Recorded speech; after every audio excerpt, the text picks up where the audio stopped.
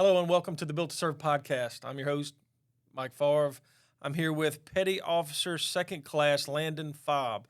So, Landon, go ahead and tell me a little bit about yourself, where you came from, all the way up through high school.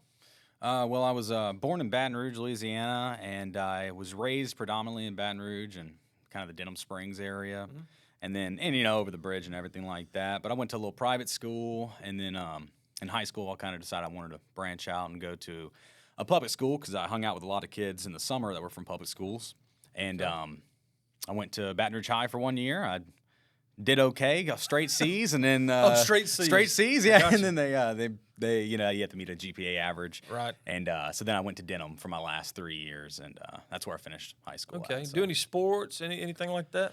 I played sports whenever I was a kid, like fifth grade and below. Love basketball. I did play intramural basketball at Baton Rouge High because they don't have like the main three sport. They don't have those kind of sports there. Gotcha. So I did intramural basketball there. But, I played your standard baseball, football, and basketball whenever I was fifth grade and under. And that kind of just phased out. Didn't really want to do it after that. So, yeah, I don't know. I didn't really like the authority. I know it sounds silly, but it's like I didn't like the authority. I didn't really like some of the coaches, no offense to private schools, but some of those parents can be a little crazy sometimes. And so I felt, I was like, I don't want to deal with these crazy people. Right. So, No, I get it. I mean, your parents were supportive, assuming that they felt the same way you did in your judgment of changing schools, or were they the ones that actually decided that you needed to change schools? No, it was super cool. My parents have always been the best parents in the world, super supportive, and my parents were divorced since I was one. They've been divorced. Oh, so, wow, okay. It was easy. Like I was with my mom most of the time, and I was, Mom, I don't want to do this, and she was more supportive and kind of just, hey, Alan, that's my dad's name. Yeah, I got you. You don't want to do this, so he's not going to do it. And my dad's like, okay, it don't cost me money, you don't have to worry about it. We're good, and don't have to bring me to practices and all that. But so it worked out good. I know it might be somewhat of a sensitive subject, especially dealing with parents that are split up or divorced. But I mean, with you being 1 year old when they split up, growing up in separate households, I guess that is, was it difficult? Was it cool? Was it fun? What was that like? Well, you're going to ask any divorced, kid who's had divorced parents, and they're going to be like, oh, 2 Christmases, right, 2 exactly. whatever. In my mind, that's what I'm thinking. Yeah, right. 100%. So that was always cool. Definitely when I was younger, we stayed with my mom predominantly more. It was like my dad got us every Wednesday and every other weekend. Right. So I was with my mom a lot up until I was, 5th, 6th grade, something like that. Okay.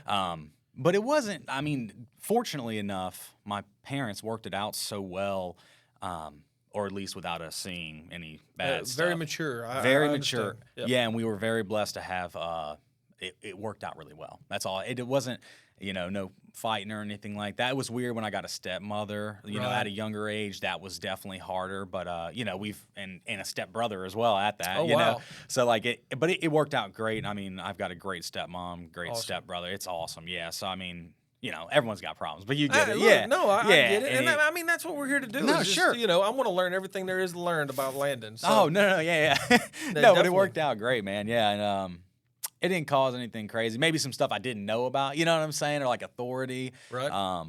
And definitely like I have 2 kids now, like I've mentioned. Okay. And those 2, I want to be around when my kids are younger, or while That's my right. kids are younger. That's right. Yep. Not saying that my dad did a bad job or anything, but I wish I would have been around my dad more when I was younger. Maybe I would have been a little bit, done different things differently. You know what I'm saying? A little bit of a manly kind of figure. Most of us, especially at a young age. Yeah. As we grow up and we mature, we look back and we're like, daggone, man, I wish I'd done this different, this different, right? But here's the thing. It would have set us down a different path. Oh, of course. So, right. No, absolutely. Where I am now in my life is exactly where I want to be, right? I agree. So, of course, some people aren't exactly satisfied, but it's about, in my belief, it's about how much effort you put into what you want. Yeah. Right. And ultimately, it's what you need to be satisfied and to be happy, right? And again, I don't want to steal your thunder. I'm trying to communicate with you here and trying to build a relationship. And for sure. I think you've got a really, really good point about having 2 separate households, right?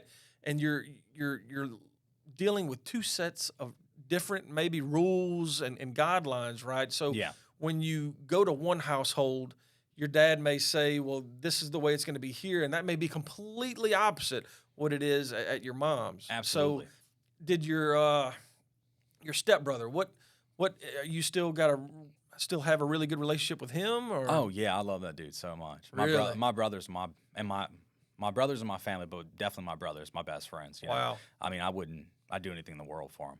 That's awesome. They're great guys. They're both smarter than me. Both make more money than me. You know, they're crazy good guys, and I respect them a lot. Yeah, but Awesome. Great stepbrother, great stepmom. Awesome. Yeah. Awesome. So, all right, you graduate high school. What was your mentality? Where were you at in your mind? What you were going to do with the rest of your life when you graduated? Oh man, I didn't really know. I thought I had some family that were in another part of the state or different part of the United States, and I went and worked with them for a little while right after I got out of high school.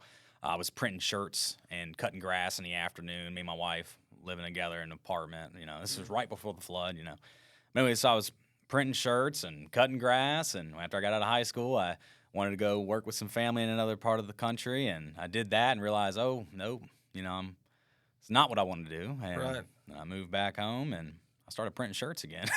See, you just came back and I'm going to go back to printing shirts. Yeah, I had a really good boss and stuff. So, you know, how long did that last after high school?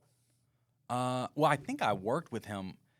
I probably worked with that company for 2 years printing shirts, and then I left. So, I mean, it was like a year after high school. Okay. Maybe. I think I started the beginning You started of my during, senior year. right. Okay. Yeah, and I did menial, backyard burger, voodoo barbecue, all these like little small, tiny food joints, when I was 15 or 16 until, I wanted to make some more cash. That's right. Stuff, yeah. So you got to do what you got to do. Yeah, we can, look, I have a belief, and it's a motto that I actually have. And I need to trademark this thing, John, just saying. It's okay to be content, but never be satisfied. 100%. Right? Being content with what you have and where you are in life doesn't necessarily mean that you're not wanting to grow. I'm happy with this right now. Sure. But if I'm satisfied, that means I'm going to stay. Right. Right? 100%. So I'm always striving for that next best thing. Right? Always. Never be satisfied. And that's exactly what you're speaking of, right? You're always wanting to go to that next level, always wanting to get somewhere higher, Right. It's like an innate calling. You know what I'm saying? It should be. Or, it should be kind of taught into you. That's the best way I think about it, That's right. And so, yeah, I feel super strong about that, very, very strongly opinionated about never being too stagnant, never being too satisfied. It's just, that's a great point. Great appreciate point. Yeah, and just kind of sidebar here. I know we're a few episodes deep into this thing. I want to give a shout out to John Emerson, the man behind the camera, makes all this stuff happen. I appreciate everything he does. I wanted to kind of throw some clout his way. Yeah, incredible setup. Absolutely professional. We definitely appreciate that. Thank you. Like I said, the team definitely puts a lot into this thing. Yeah. All right, so back on to what we were talking about. Now, you're through high school, you've got a job. I mean, in your mind, are you realizing that this is a dead-end thing? Is it something that you plan on printing shirts the rest of your life? What is that? I mean, I don't know. I kind of wanted to start my own business up with a guy. All right. So entrepreneurship. Gotcha. Right, branch off. I was 19 at the time. Oh, yeah. Whatever. I was thinking, nothing wrong with it. It's good to, want that early on. But I was thinking that I would work with him until I could figure something out. This is before I started college, before I ran my own online business, things like that. I didn't know how much it cost to do a business or to start a business and things like that. So I wanted to do that, and I think it could have been successful, but that's not the route that I took. So I was just thinking I was just going to print shirts, and I was going to hustle printing shirts. Okay. Yeah. All right. So at what point during all that did you realize that you was going to join the military? After the flood, after the 2016 flood. All right. Yeah, that was the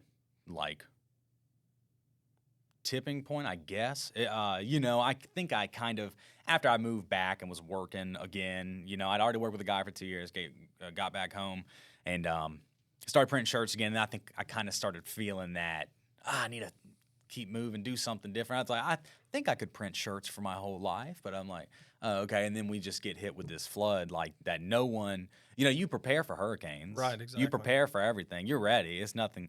But man, that was crazy. That was that turned my life upside down. You know. In what way? How did it affect you so much to where it made the decision for you that you were going to join the Navy? So the Marines, I believe, have like a program. I don't know if it's through a school or whatever it is, but they had some kids that were going to be Marines. They hadn't gone to basic or anything like that. I think they had just done ROTC and things along those lines. And they were involved with a disaster relief program. Yep. My grandmother lost her whole house. Oh, wow. Yeah, gutted the whole thing. We had to rebuild the whole thing. Fortunately enough, a church paid for it, thank God. Wow. But, oh, man, awesome. They raised money for everyone. Absolutely. It was awesome. But, yes, I saw this cat working. I was like, okay. I was like, and I had always been super patriotic. My dad always raised me that way. I mean, I had family members that had served in the service. And so I was like, man, I think I just need to go for it. And so, I mean, I could go way more deeper into the flood and how crazy it was. But that was like at the end of it. My house, the house that I was at, we left my apartments that we were in. We went to my mom's house, me and my wife, and my animals and my mom. And, man, they had 100 houses in that neighborhood, flooded almost every single one of them but my mom's. Oh, my. Couldn't believe it. And, man, we were out in the water up to our necks trying to pull boats out of the woods, trying to get out of the neighborhood. The people that were rescuing people, they couldn't even come get us because ours was so badly blocked off. Anyways, we put these big old help signs out in the yard on top of the cars, and they had I don't know what it was. Some helicopter came and airlifted us, bro, off the ground. They gave us that tea. We sat on the post with the person. I held my dog for dear life, lifted us 50 feet in the air, not going to lie. Flew over all of Baton Rouge, flew over everything, saw everything flooded. It's one of the craziest experiences of my life. That's freaking wild. It was wild, man. Yeah, and so anyways, but leading definitely back to my, that so just in my mind, I'm running through this. I mean, that's life-changing. It was. I mean, that's like meeting Superman. I mean, if you're a kid, you're like, oh, my God, Superman. And then you get to fly with him, right? And you're like, I'm going to be Superman when I grow up. It's that moment. Yeah, and I just didn't know how to feel about it, though. It's like that apocalyptic feeling scenario. It's like, oh, you don't have any. There's no contact. It's like I had lost everything in my apartment. I'm trying to protect my mom. My brother's trying to save my grandparents, and they're flooding house. Wow. So we're all trying. And they bring us over to those studios where they shoot movies off of Airline. I don't know if they do it anymore. Okay. But they brought us there, and that's where all the disaster relief stuff. And that's here in Baton Rouge. Yeah, it's right in Baton Rouge. And they got us big old styrofoam things of pasta lie. I remember that. Oh man, yeah, it was cool. Wow. But and then we went and stayed at my dad's house. But yeah, seeing that Marine help the disaster relief, I guess whatever that program was, helping them clean up all the muck out of my grandmother's house and everything like that. I was like, man, I think I need to go need to go enlist. Sorry. And so I called Baton Rouge. Said, hey, this is what's going on. This is my status. This is what it is. Nah, man, we can't take it. You got this. Called Hammond. Hey, man, we can work something out. Called the recruiting station in Hammond. They said they can make something work for me. Okay. Went out to Hammond, drove out to Hammond every time they needed me to for the DEP program, whatever it was. They got me in. I said, I want to leave as soon as possible. I made the decision to join in weeks. Like a week or two. It's usually spontaneous. Oh yeah, and I think it's good. I think a lot of the times, I'm not saying that you should take every spontaneous situation that comes to your brain, but that was one where I was like, you know what, I'm gonna just do it. I don't care, and I just got hooked up with them, and they got me through MEPS, and they asked me what job I wanted, and I said submarines. Submarines. Yeah. Well, after they talked me into it, of course. Oh, yeah, that whole that's twist real, your arm thing. Yeah, we could use you on this submarine, Yeah. So, when you and I were talking, briefly over the past months now, I have noticed that everybody that I come in contact with that hears you're, a submariner, I guess that's the right word, yes, right? Sir. They're all like, it takes a different breed of man or person to do submarines. And I'm like, that's really true. My wife and I were actually discussing it the other day, talking about this podcast and the interview between you and I. And I'm like, I think, and don't take this the wrong way. No. Please. I think in the Army, you've got a sense of of duty, right, and honor, and some crazy there, right? I mean, you're throwing your life out there. You're putting your life on the line constantly. Marines, slightly crazier, right? And then Air Force, a bunch of nerds and stuff. But but you got these Navy guys, a bunch of seamen, right? And again, everybody makes fun of the Navy if you're not the Navy, and it's the camaraderie between us all, right? Absolutely.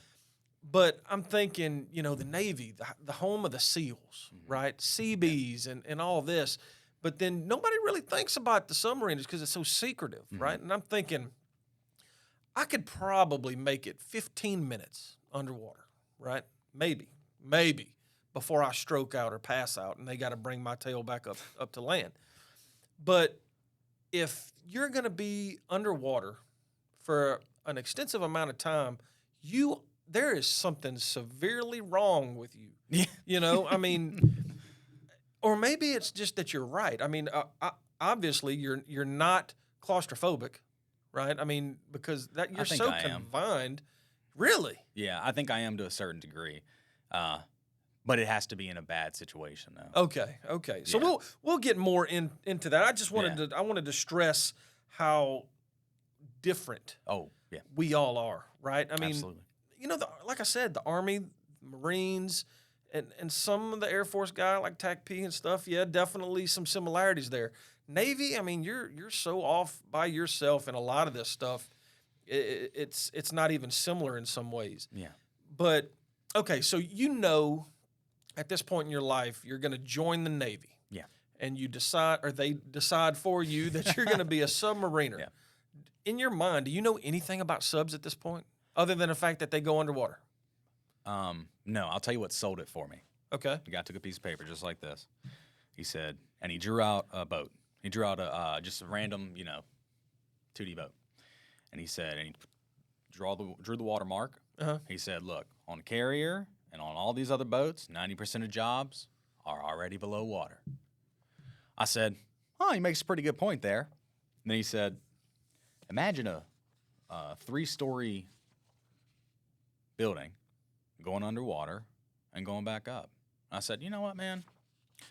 It's just like any other boat. I'm already underwater if I'm on a carrier. I'm on this, whatever the case may be. And then I went out in the lobby and I sat there and I'm like, you know what? I just need to do something that makes me feel uncomfortable.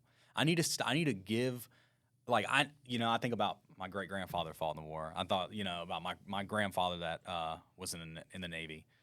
And it's like, man, look at the generation that we're in now. I need to do something and put myself into a situation that I'm so uncomfortable with that I need, like to sacrifice. Right. I need to sacrifice basically. Right. And I just went back in. Okay, yeah, give it to me. So let's do submarines.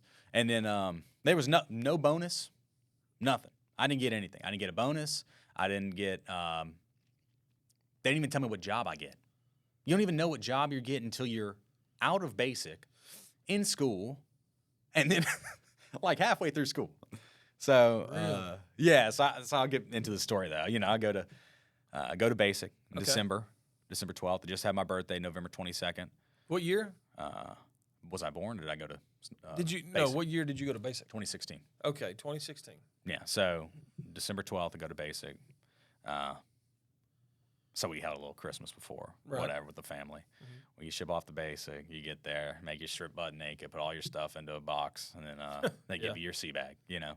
And that's what you get. And you go, I just remember this is my most distinct memory of boot camp. So they bring us all into this, I guess, just the bunker, and where it's just this big old long corridor with racks, just like in Full Metal Jacket. Yep. Looks just like that. You probably did the same thing. Yep. And, we had to do like all our medical stuff like a week or two before. So we're doing all that BS. That's all part of the processing. Yeah, and so we got these like guys, I guess, who are just working in Chicago. This is where it's at in Illinois. This is dead winter Chicago. Oh, dude. It's cold.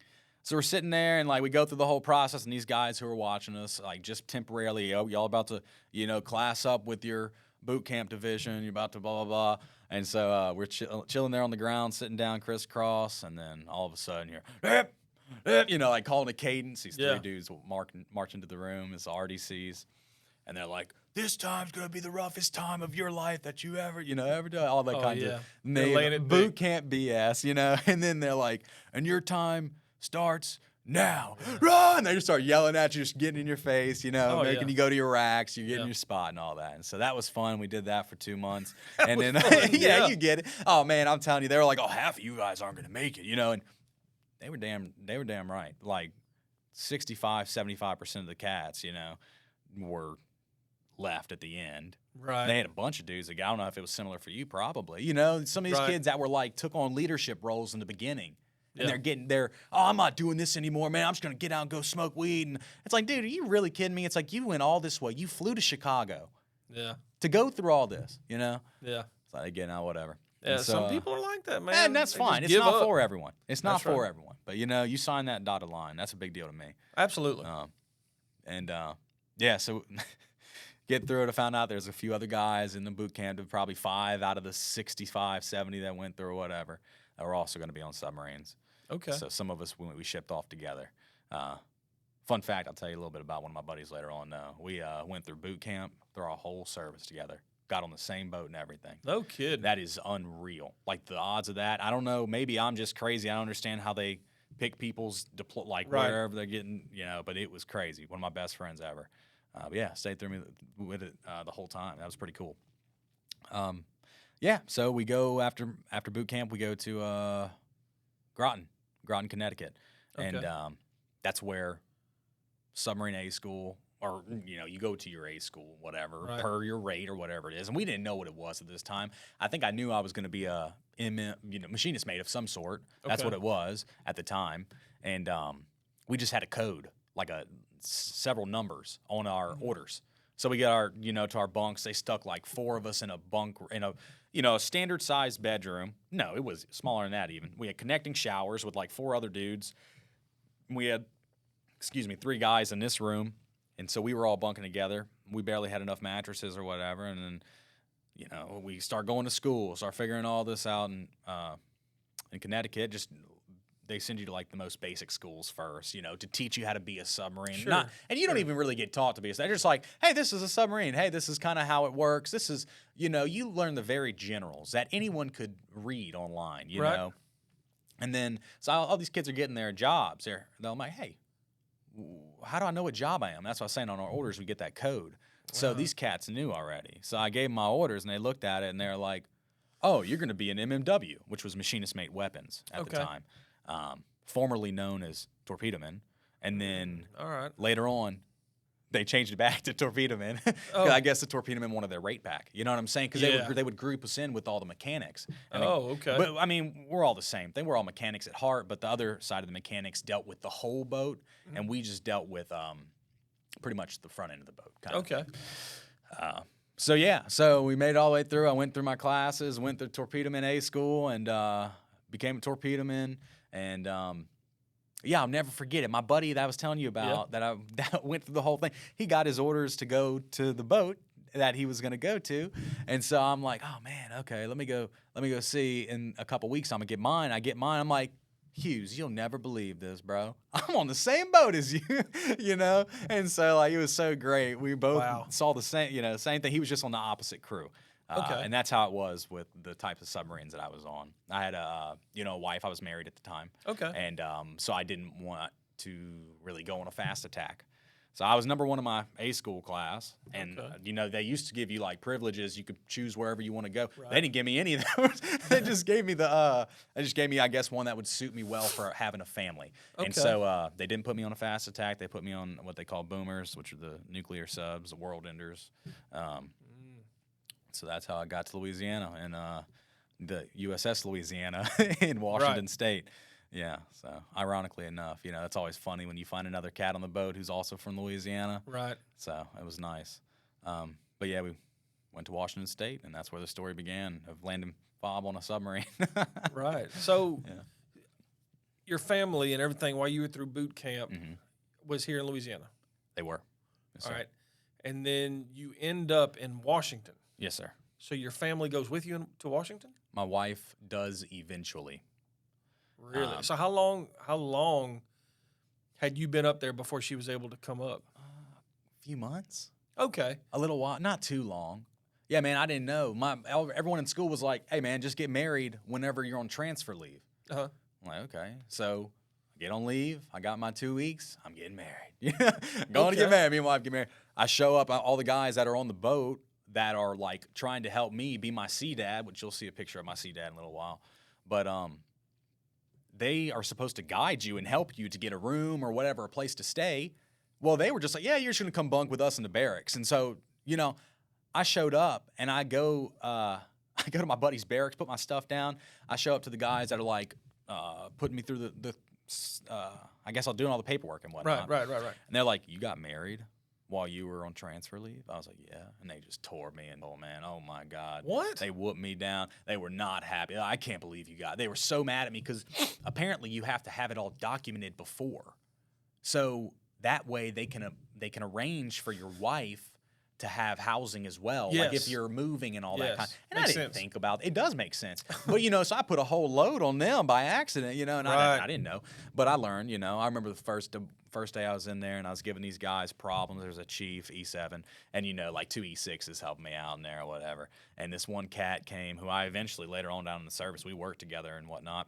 He was an E6 torpedoman. Going to his boat, he had just transferred. He looked at me. He said, what are you doing? What's your job? I was like, I'm a torpedoman. He's like, you're not going to make it. Oh, I was really? I was like, all right, buddy. And they're just sitting there, just trying to beat me down. Yeah. These are not all of them are submariners, but some of them are. Right. And so they're just trying to, I guess, get you ready. Wow. Yeah. Yeah, they're breaking you down. Yeah, they get you there. Same thing they do in basic and boot camp and everything. Yeah, you get the mentality that you're not really amounting up to much, right? They get you down there, and then you build yourself back up, and you show them, hey, yeah, I can do this just like you can, right? Again, it's a different breed. So you guys are very respected amongst many. And I think, again, like I said, it just takes a different type of person to be able to do something like that. All right, so you and your wife are up there. So take me through the process, I guess, of you getting there, your family's there, and then actually getting on the submarine. And then how long was the longest trip you made underwater, I guess? So like I get there and they basically hand me my qualification packet, get my fish. Okay. They want to get you running because you're on a boat that can kill you. Absolutely. And so I was like, okay, I'm going to try to hit the ground running before the boat comes back. Okay. Waiting for the boat to come back. So I'm qualifying these things. I don't even know what they are. I've never been on a submarine in my life. You know what I'm saying? Right. So I'm qualifying a couple things here and there, whatever. Time comes for me to go on the boat. We go out to the ocean, like I was saying. We go out to the ocean, and then the boat comes up out of the water, and you see that beautiful boat just sitting there, And you're like, okay, time to walk the plank, I guess. And so we walk over and go down through one of the LETs, which is a logistic escape trunk on top of the boat. These big old circles you go down, and they're your those things are supposed to save you, but that's another story for another time. So I go down the ladder there and go down the ladder, start meeting some of the cats. You're in a cramped space. And I just remember one of the guys I served with who kind of raised me. He was kind of a dirtbag, but he was a good guy at heart. He was a good guy friend. That's what I like to call him, And he's like, oh, yep, you're mine. You're mine. You know what I'm saying? Just like, yeah, I remember putting my sea bag down on the third level, or upper level is what it really is. And I didn't even know where to go. I didn't even know what I was doing. I had no idea. Everyone kind of dispersed. Lost. Yeah, they sent some dummy to come to help me get around the boat. No offense to him, but and he's actually a really good mechanic. But it was like, but you're dumb. Yeah, but he was like, he's a silly, quirky kind of guy, Right. and it's like they didn't send the best guy for the job to help some new guy on a submarine, And so like I remember walking through middle level because there's the aft, middle, and the forward level, and this is like the missile tube section. There's missiles all around you. I mean, like missile tubes, massive. I'm talking about the size of this whole table plus that one. And there's X amount of them. 24, whatever it is. I think 20. I can't remember.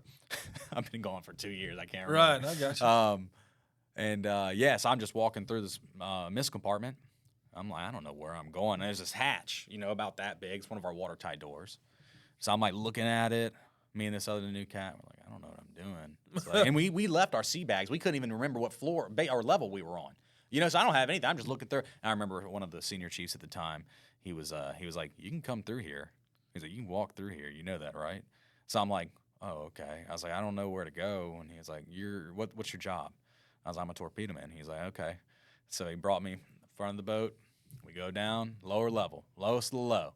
You go down a little hatch. It's about 14 inches by 14 inches, a ladder well. You go down, and then there's a torpedo room.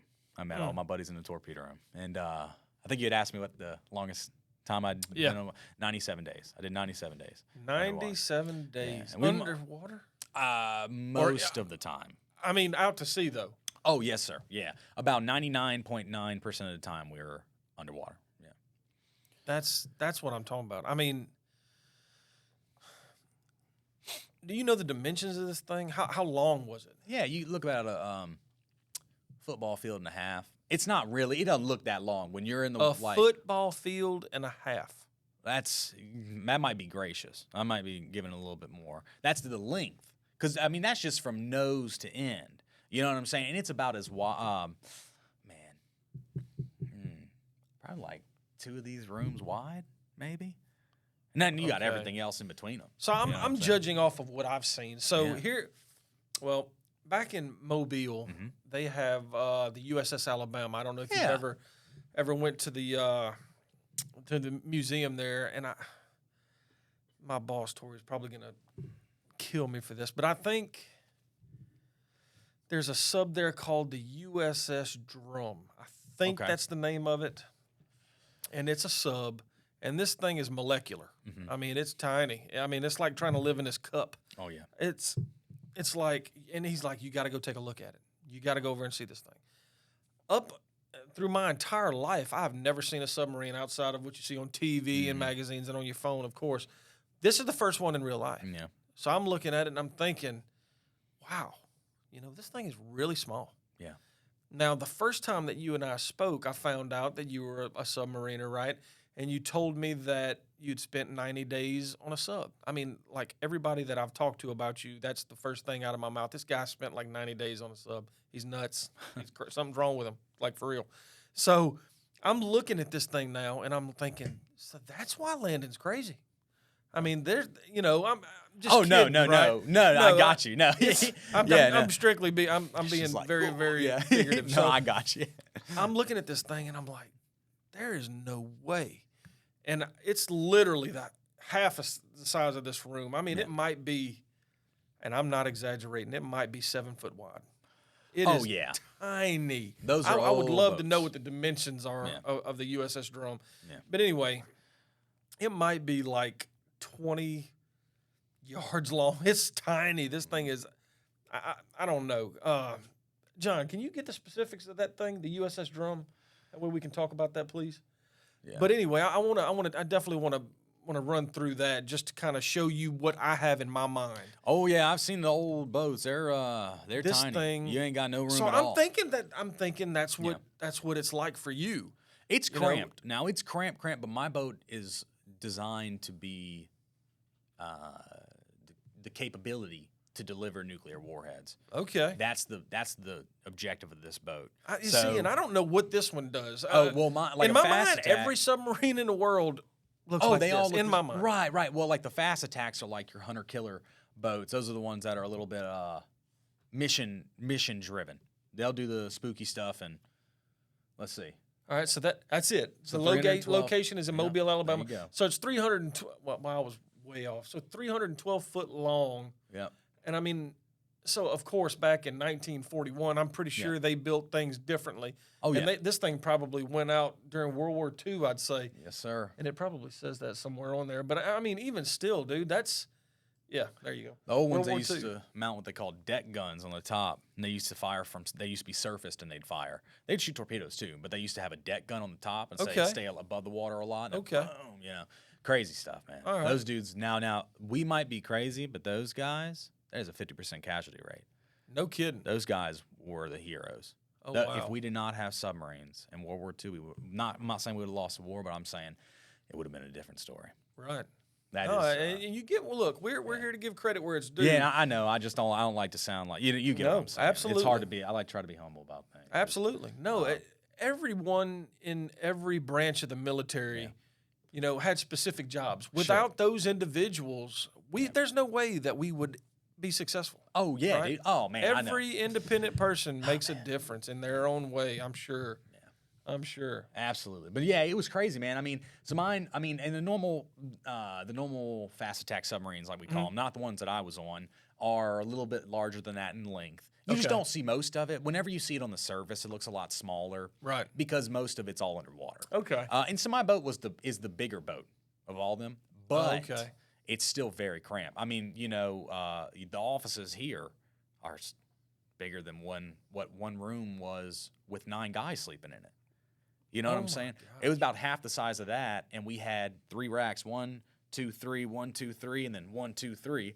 And we all had the not coffin racks, but kind of like that. You open them up. Right. So we had that, and y'all call that the tiny. Berthing area? Berthing, yep. Berthing. We just had one whole level kind of designated to berthing, and and so we just had a rack curtain, and we slept in between missile tubes, and then I slept next to torpedoes on one of my patrols for about 50 days. I slept in the torpedo room. We had this big old coffin rack. We put it on the stoves of the torpedo where the torpedoes sit, Right. And I just took these leather shoe curtains and manufactured some type of cover around my thing so I could sleep, while we're shooting water slugs and all this kinds of shit. I got you. So I slept there for about 45 days. That helped me out a lot. I didn't sleep a lot, but I got to learn a lot. That's incredible. This is when I was I'd already qualified fish and everything, but I got to learn a lot.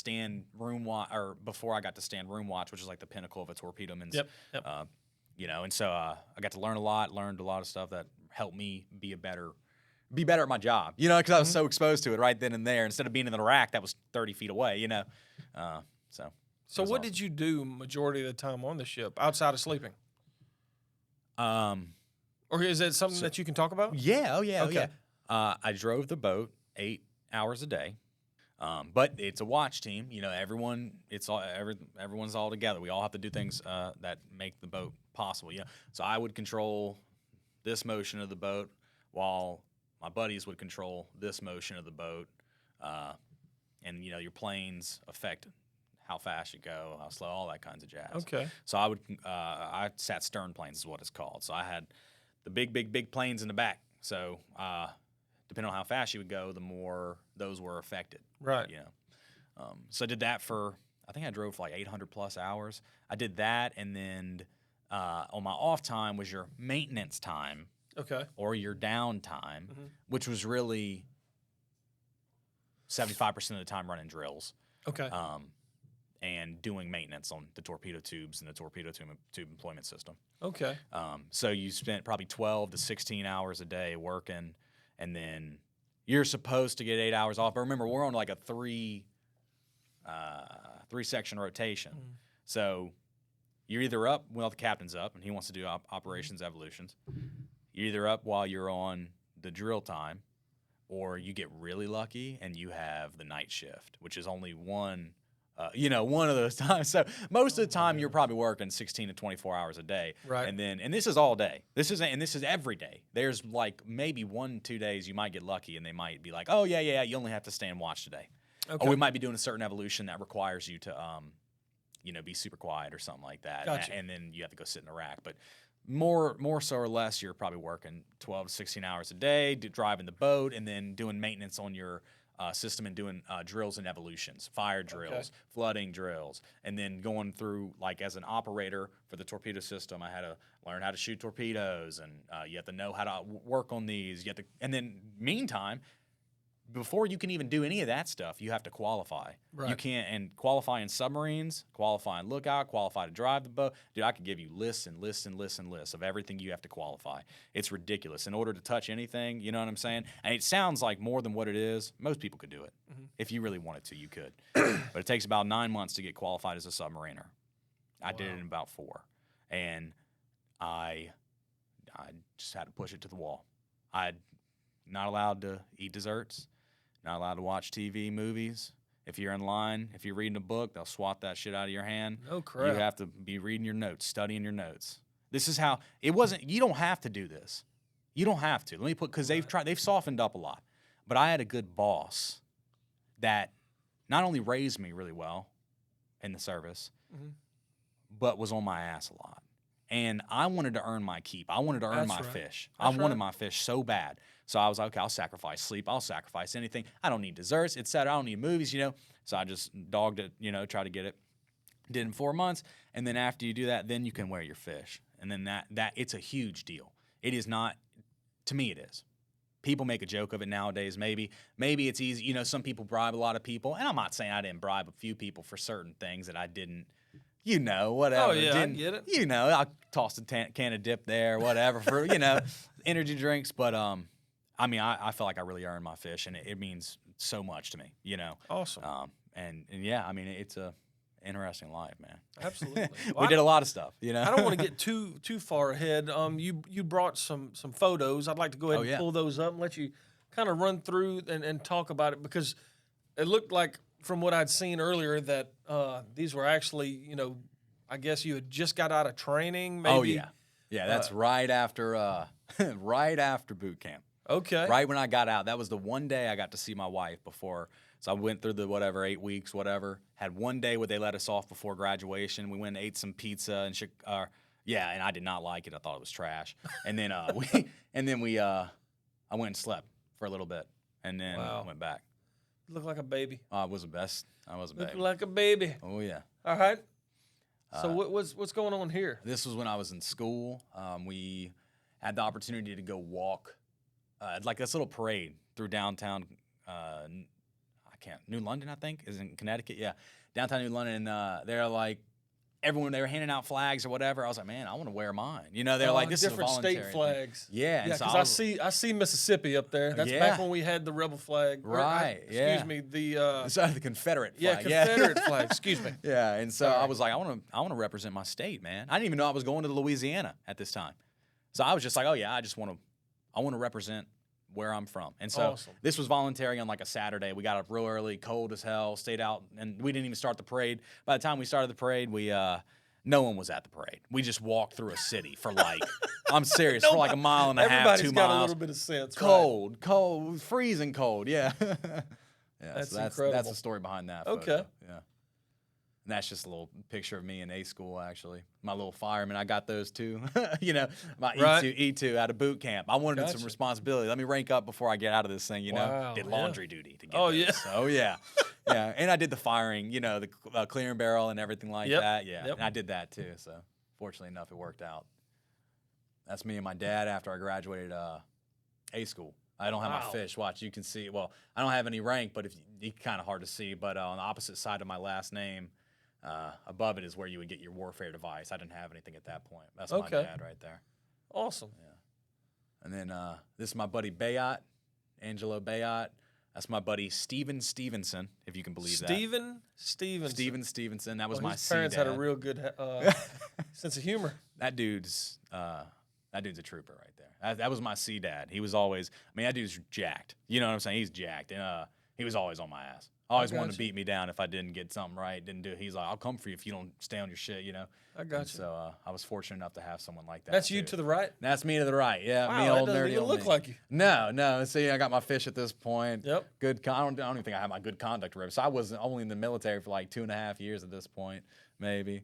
And and we were just at some event right there. Right, I got you. He didn't pass me down. You see my buddy, he's got that belt buckle on him right there? That's usually, that's a C-dad thing. Everyone gets a C-dad. And so he was supposed to, my C-dad didn't have a belt buckle, so he never passed it down to me when I got my fish. So, but it's okay. No big deal. Okay. Yeah. All right, so all of y'all were submariners? Oh, yes, sir. Okay. Yes, sir. All of us served on the same boat. Yeah. Awesome. Did the same thing. Awesome. All right, well, that's great stories. So, thanks, man. It was 2016 when you got on the boat, right? Mm-hmm. Obviously, I don't think we were in any, really, really serious, let's say, wartime situation, right? No. So you're out in the water. Mm-hmm. What are you guys doing? Are you just? Of course, I know a lot of what submarines do is top secret. Mm-hmm. Are y'all just running drills? Are you out there waiting for something to happen? Or it's kind of a little bit of both, right? It's like we weren't necessarily playing war games. It's almost like we were playing war games with ourselves. You know what I'm saying? It's Just like in case you're running through drills on the ship. I got you. yeah, we go out in the Pacific, or God even knows. I don't even know where we go. They keep their location secret. I don't even know where we were at. So unless you know, and sometimes you could figure it out or whatever. Right. But I had no idea, and so we were just kind of, I guess, making circles. I mean, that's a joke we say, you know, making circles out in the ocean. You know? But so we're out there. I mean, we run a lot of drills, and I don't know if it was daily or not, but we do run a lot of drills. Like I was saying, fire, flooding, certain operational drills, like when you're driving the boat, casualty scenarios. Right. But they all coincide together. You Okay. know, it all works together. You have a fire, you have to do a certain action while you're driving the boat. So, you know, it affected every part of your day, every part of whatever. So we did that a lot, and then we did some kind of like certifications. We had to get certified the team had to get certified to shoot torpedoes. We did personnel transfers, and we didn't do anything super exciting. I'll say we didn't do any mission stuff or like. But that's what it is. You're running scenarios and practicing and training to, by God, if you ever had to employ nuclear weapons, that's what it was. That's what the whole boat operated to do. Right. So were you nervous at all on that thing, knowing you guys are carrying a nuclear device around? Well, I didn't know if we were or not. They never tell you. You don't know if you are or not. Well, you're on a nuclear sub. You are, but they might send a decoy out there. I know that sounds crazy. I'm dead serious. They might send you out with nothing on it. I don't even know. I know what torpedoes we have. You know, Well, I know what weapons I have in the room that I'm in control of, or I'm responsible for, and I know how much ammunition we have, because we also taught. My job was specific to was instructing the whole boat how to shoot guns. You know, we were firearm instructors. On our time off, we went to the range and we taught everyone how to use all their weapons, or if they had to qualify a certain weapon to stand a certain watch. Right. That's, you know, they were shooting. You get the whole shebang Absolutely. for all that stuff. But I mean, it never made me really nervous. I mean, you know, the first 2 weeks, I remember the first underway I went on. It wasn't even really a full patrol. It was like a month. So it was like 30 days. It was a good little introduction, I'll say that. And so like we started off, and I remember the first 2 weeks, I was like, what did I get myself into? I was like, I'm in trouble. Yeah. I was like, I'm scared. You know, I was scared, I'm not going to lie, you know. And so I just kind of toughened it out. I didn't tell anyone. You just kind of go into that shock. That's right. You know what I'm saying? Like that, like you're kind of like you're shocked from a very traumatic situation. You might, I'm sure you understand. Yeah, I do. It's like you're like shocked, and then like your body goes into shock, and you just kind of go into this like, Okay. yeah, it's like I just you got to move on. That was always what it was. It's like how people always ask, oh, how you doing? It's like, it doesn't matter. It is mission oriented. You just have to get past the shock, and then after you just got to operate. Right. Because That's if you right. don't, you're screwed.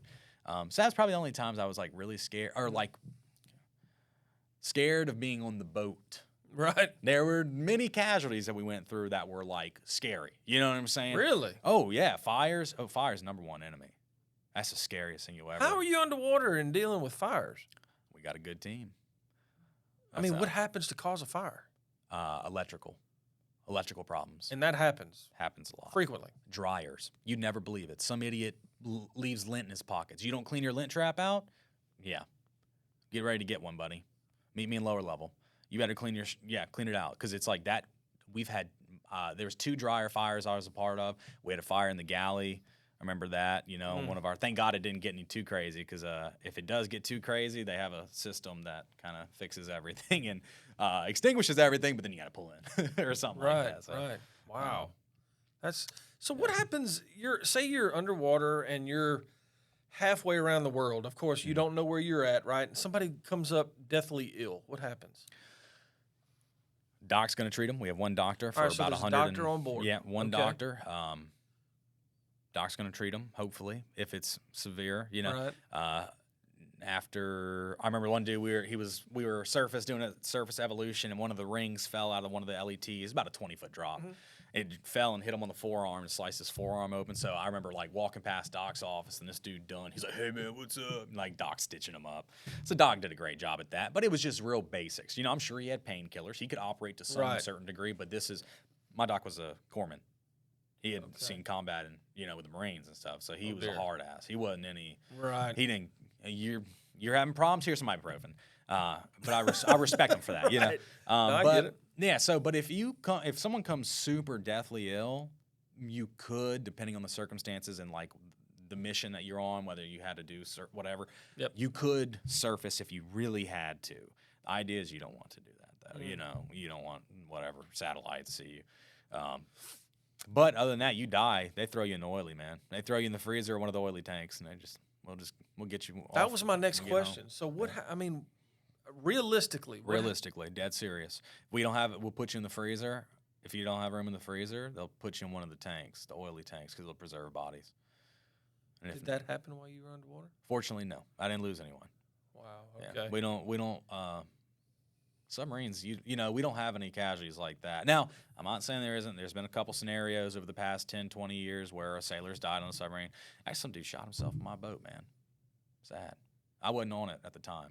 Some, you know, sailors go crazy. Have people shooting up the piers and stuff like that. Some sailors doing stuff like that. But when you're underway, the only time I've ever heard of it happen where a sailor died underway was they had like a underwater. One of the fast boats ran into an underwater mountain. You know, underwater piece of land that the navigation team didn't see. Maybe there was an anomaly that they couldn't find or whatever. And that dude, they ran into it, crashed, and he fell and hit his head. And, oh my goodness. Yeah, and he didn't make it. It was a good reminder. I remember standing one of the watches in A school. Like, you know, you have to get used to standing watches, whatever. Right. And so we'd be on podium or whatever, and or not on podium, I'm sorry, but at one of the podiums in the place, and they had like his underway poopy suits and things like that in one of them, and pictures of them, and so it was always like, man, that dude, you know, he was a real submariner. He died on the boat, you know. Wow. Yeah. I mean, I know it wasn't like combat or whatever, but no, but still, you know, it's a yeah.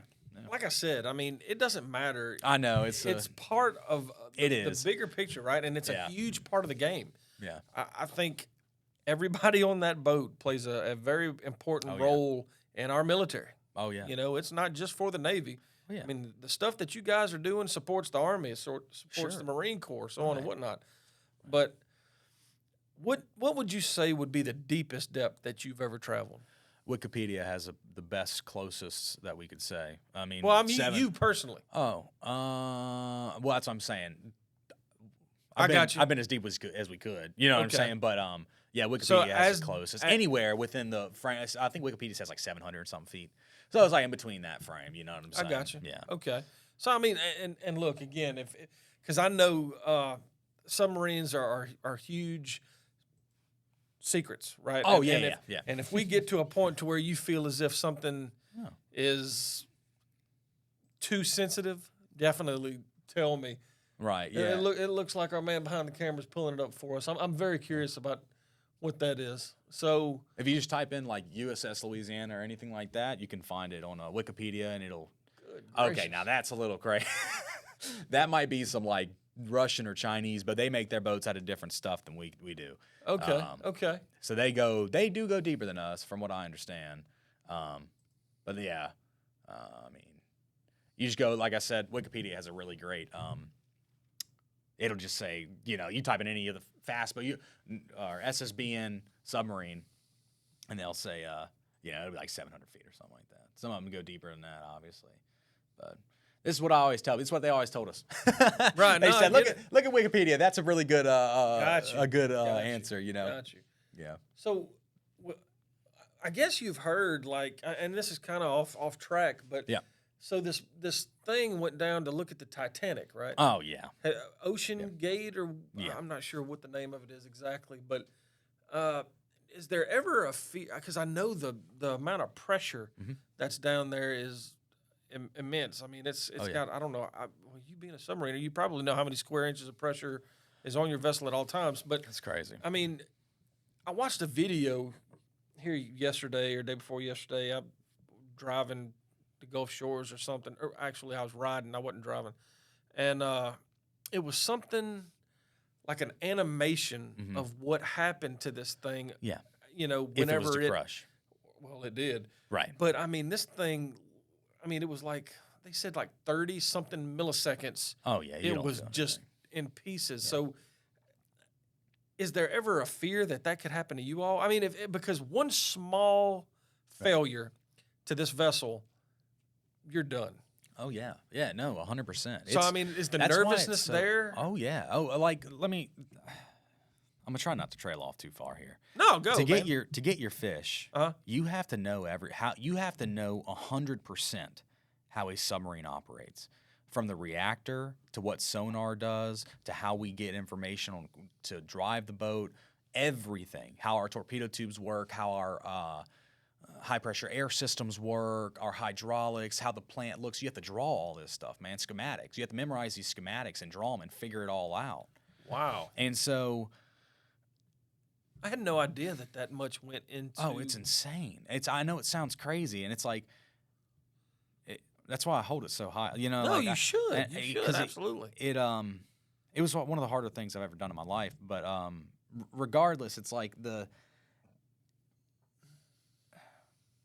we were talking about the crush, like how it crushes, and like how scary. If I was worried about it, I was worried about it. But you have to, do certain maintenance tests. Right. You have to perform normal operations that are always, every second of every day, battling that pressure, the water. The goal of SubSafe program, have as many successful surfaces as you do successful dives. Right. And you're always battling with it. So you're always scared. Wow. I mean, I think so. I was at any second. Well, I mean, you're a younger guy, right? You haven't been on this thing very long. I mean, you've got people that's probably been doing this for years, and they're whatever. I get that. They're great. Oh yeah, no, I mean, like it.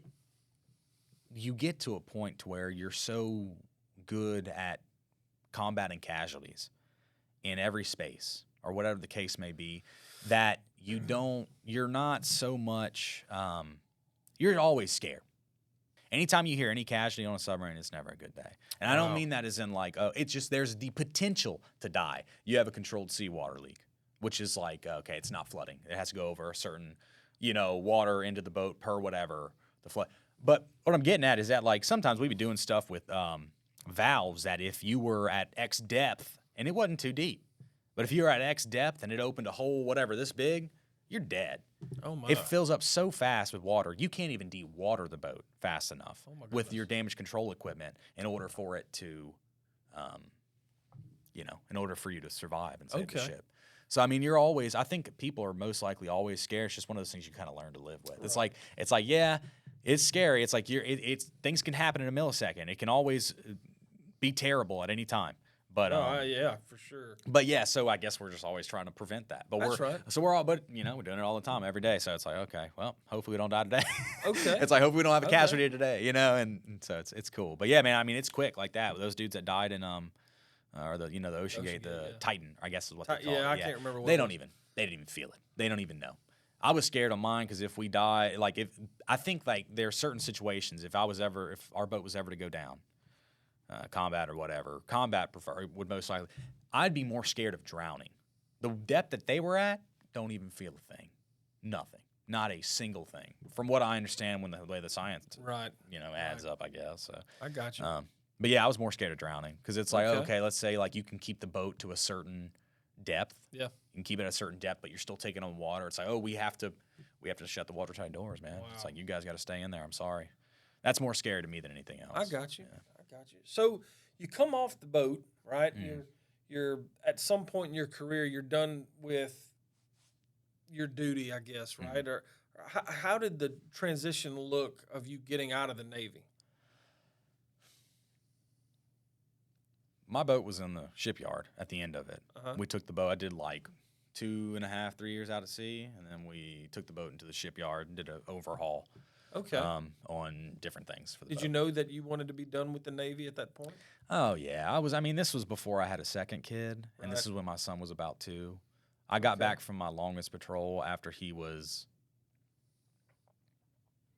He got born right when I got back. Okay. So fortunately enough, I didn't have to go on another patrol after my son was born, and I finished out my 1.5, 2 years in the shipyard or whatever it was, and So I had kind of always known at that point. I had some things happen to me, different little things that were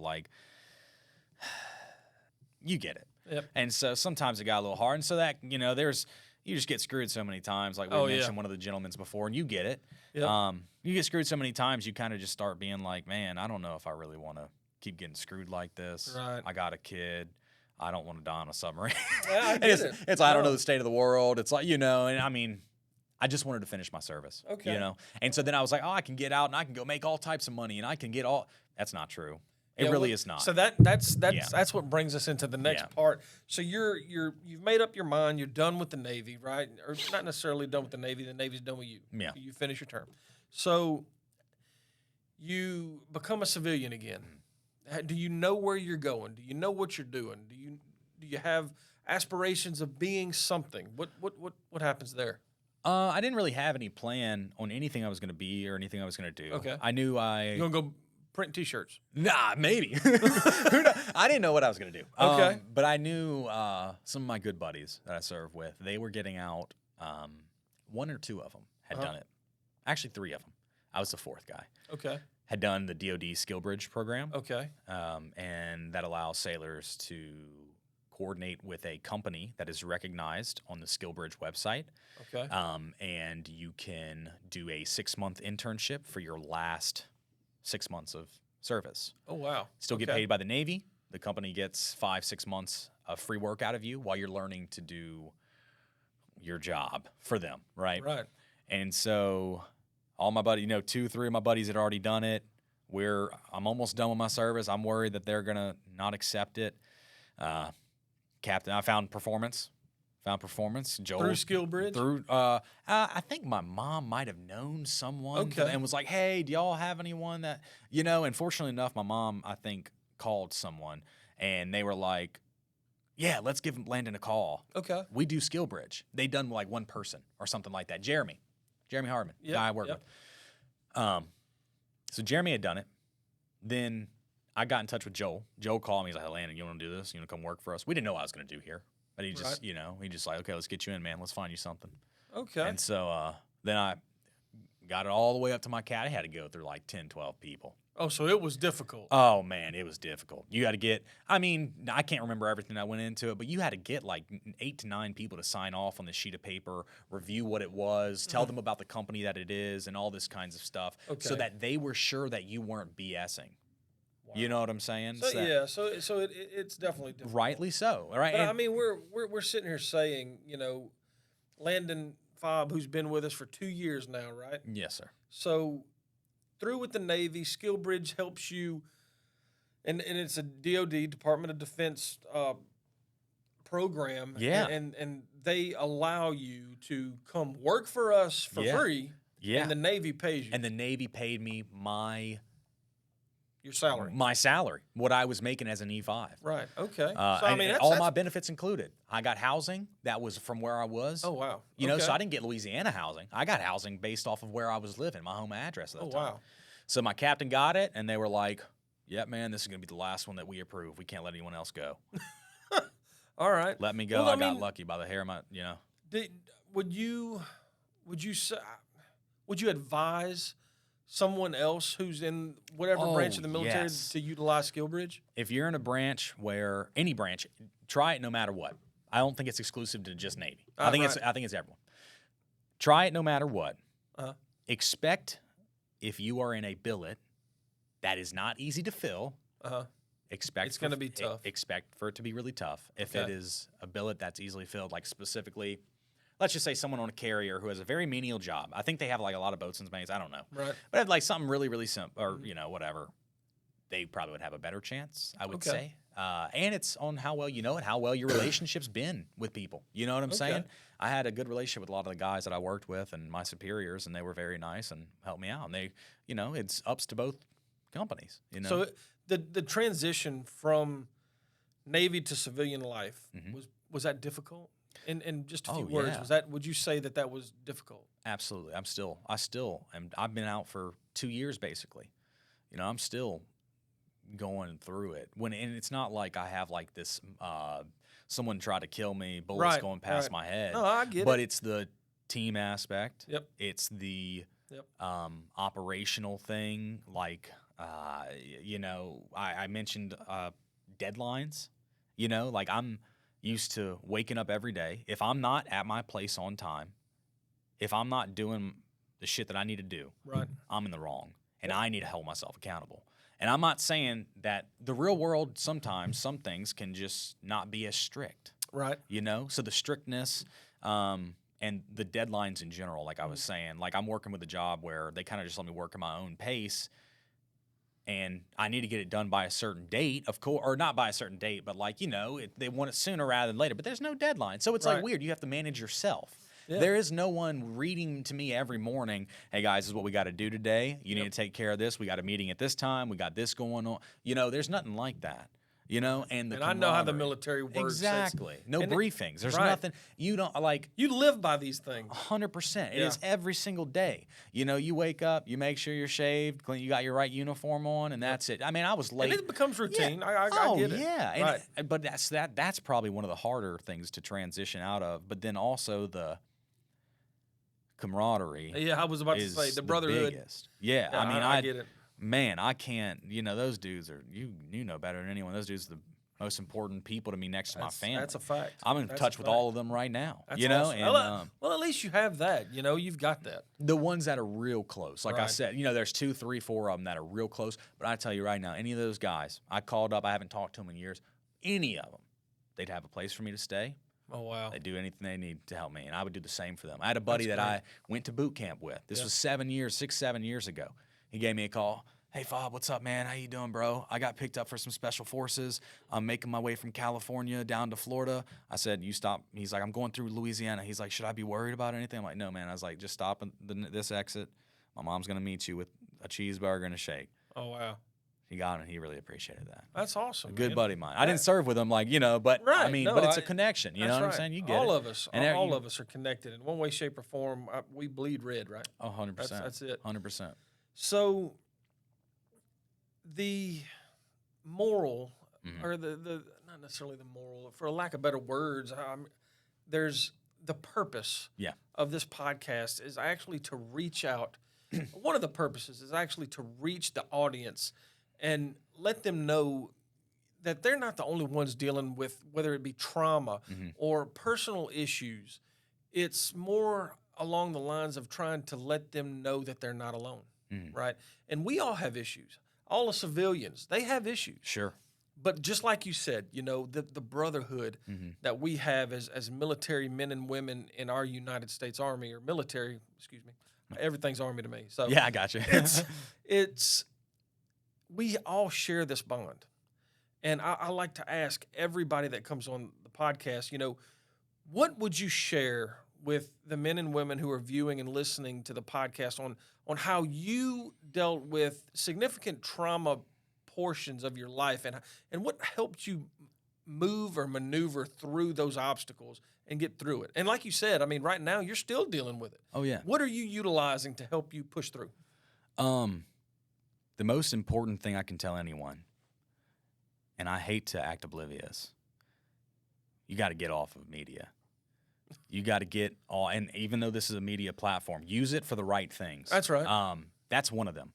I have a lot of anxieties about wars, nuclear disaster, like all that kind of stuff. I'm ultra paranoid. I don't know. It's something about that just always freaked me out. So I'd always, and I wouldn't be reading up on this stuff, but media has a funny way of getting to you, no matter what it is. Oh, yeah. It'll make you scared to death. Yeah, and they doom scrolling or whatever the case may be. Yep. And so you got to, number one, before that even, you need to have someone you can talk to, that you can really talk to. Not just like, no, I'm not even saying your friends. Friends can't even sometimes be. You need to find someone that genuinely cares. Yep. Genuinely cares. And for me, it's been my dad. But you need to find someone that you can genuinely talk to and really open up. I call my, dude, probably 3 to 5 times a week, I call my dad. That's awesome, and, man. Oh, yeah. And, I mean, especially, I think, right whenever the first stuff with Ukraine really popped off, oh, man, I was a basket case. I was freaking out. I had never seen myself in my life I'll tell you right now, the past 2 years of my life, being out of the service, been the hardest time of my life. Oh, yeah. And whenever all that stuff happened, man, I was going nuts. I couldn't sleep. I couldn't do anything. And I just had to talk to my dad every day. Hey, Dad, what's updates? I'm not looking at it. I had to turn everything off my phone. Had to put it all away. I don't even use my phone as it is. I put it aside usually when I'm at the house. I might be playing a little game or something, or whatever. Man, yeah, talk to someone. And then on top of that, get away from all media. Go outside or do something that keeps you preoccupied. That's right. And get a hobby. No one's going to make you happy but yourself. Yep. And maybe your significant other and your Yeah. children and your family. And if you don't have family, you need to find a family. That's right. And if you don't, for guys, I almost wanted to rejoin the service several times, right. multiple times in the past year especially. And that could potentially be the solution And that for some. could be it. That could be it. If that's what you need, because I know that I'll never get that operational kind of mindset anywhere, unless I'm Right. like maybe a police officer or something. Yeah. But I will never that have sense of duty and you'll accomplishment. never That's right. have that. I can't, and I think that's what makes you want to, you want to go back to that. I Right. mean, of good times. Yep. Yeah, you want to go back for the 20% of the good times, and you're willing to sacrifice everything for. You know what I'm saying? That's but, right. No, yeah, that's man. a great point. I think that's the most important. Those are the most important things. Well, Really, it is. Hopefully, Exercise. like I say, I mean, hopefully, millions of people are watching this thing and they're hearing what you I'd say. hope so. These words of encouragement and guidance. And we're all leaders here with performance, right? And it feels like you have that sense of responsibility to pass on the things that the things that you've learned onto others who are dealing with the same stuff that you may be, or the things that you were. I'd love to. And Yeah. I mean, you're doing it right now. Yeah, I'm You're doing it right now. And like I said, I'm hoping that at least thousands, right, Yeah. are getting to see what we're trying to do here, and I'm hoping that they can help spread the word, right? Oh, I hope. And Yeah. this is not a profitable thing. Sure. If we wind up getting sponsors and everything else, hey, great, we love it. We're going to turn that around and put it back into the veterans within our company. So it's a huge thing. I'm not trying to buy more expensive mics and everything else. Yeah, We're going to keep this thing rolling. We're going to keep doing what we can for our military, for our veterans, and ultimately for our country, the families, you name it. Sure. And with that said, man, look, Landon, I appreciate you coming out. I appreciate you being part of the podcast. I think it was awesome. The information that we've learned about you as an individual, you as a petty officer, second class, a submariner. Your fish, your dad, your sea dad. I mean, there's a lot of information that you've poured into this thing, and I tip my hat to you. And I mean, if you were a commission guy, I'd probably salute you. Oh. But I mean, just Well, I saying. appreciate it. No, I do, man. absolutely. With before we close this thing out, is there anything that you'd like to close on? Yeah, I wanted to add one more thing to the what you could do. Yeah, Okay. exercise. You really got to exercise, like stay active. That's a really big part too. Okay. But yeah, I just wanted to thank you guys in general for reaching out to Absolutely. me and asking to do this. Performance has been such an incredible opportunity for me. I just had to get on the right page with a lot of things with life, and performance has been very patient with that. Right. Not only that, the work that they put into their military and their veterans, most importantly, it actually works. Like, it really does. It helps people. It Absolutely. helps. They are so good from what I've seen with their military. We do the Red Friday. Remember everyone deployed. That's awesome. And they gave us some jackets last year. That was super cool. That are like, only veterans got. And Right. what do they do? The Pelicans game? Y'all took everyone out to the Pelicans game. Yep. So you guys are just awesome for military. And that's just local And that's to just here. local, right. It's Right. not anything. Like, they just treat you great. They want military members a part of their team. And I think that's great because everyone needs that. And the patience, though, is such a big deal as Right. well because everyone needs time to adjust as well. Plus, there's a lot of military people that are really good members and can really contribute to a successful company. I wanted to, tell my family that I love them and that I really do appreciate all the support. And that I couldn't do it without them, Absolutely. And they're 50% of the reason, more like 100%. Really, Yeah, absolutely. Right? No, I get it. Yeah, there's a lot of other things, but you get what I'm saying. Absolutely. They're the reason I'm here. They're the most important reason I'm here, I should say. That's most of us, especially absolutely. veterans who've been survivors of trauma. Our families are what got us through a lot, and that's Oh yeah, and not saying that all families are supportive. Yeah. Some may not be, and I want to say that hope is a big part, and I say this a lot, but hope is what gets us through a lot of things. Hope for now, hope for later, hope for future. It's all about not losing hope, because without hope, you really have nothing to strive for. You have to 100%. keep driving. Keep striving.